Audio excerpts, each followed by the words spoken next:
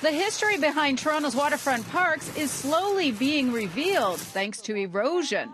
All along the waterfront, passers-by have been noticing what they thought were bricks being dumped in the water. But in fact, most of the waterfront parks throughout the GTA were actually built on construction fill in the 1970s. Well, here along the shoreline where a portion has already eroded away, you can actually see all the construction material that actually makes up this land base to provide a footing for this park. All of this land didn't exist. Passers-by may be noticing more erosion over the last 2 years because of some extreme weather. That moved so much of the material around, it has actually compromised and undermined the more formal shoreline protection we had, and this is the result. And while that's not good news, the uncovering has revealed some fascinating Toronto history. And if you look really closely at some of these bricks, you can find out their origin and a little bit about their history. For example, there's a lot of these bricks down here that say Dawn.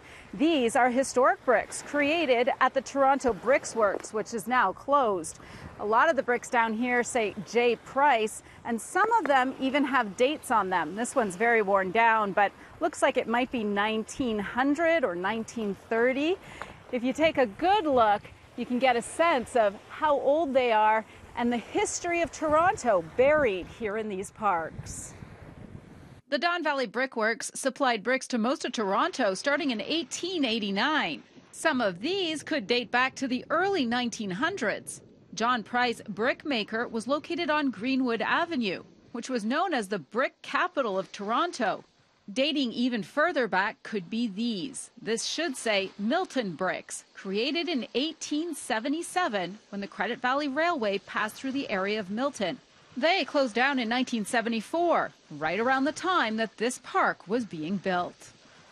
And it's not just bricks, it's all types of construction material. If you look here, you can actually see dangerous rebar sticking out of the ground. Over here, some kind of a pipe. Over here, you can see old bricks embedded right into a cement foundation. We're trying to determine what's going to impact the visitor experience, what's impacting the infrastructure, and we're trying to set priorities so that we can fix those things that are critical and priority. It really is quite a fascinating story. Last year, after we had all the damage to our shorelines because of the bad weather, a few $1 million were allocated to help start the repairs. But further assessments are underway to see what can be done in the future to help protect these shorelines. In the meantime, the TRCA is reminding you that these types of shorelines are not for swimming on.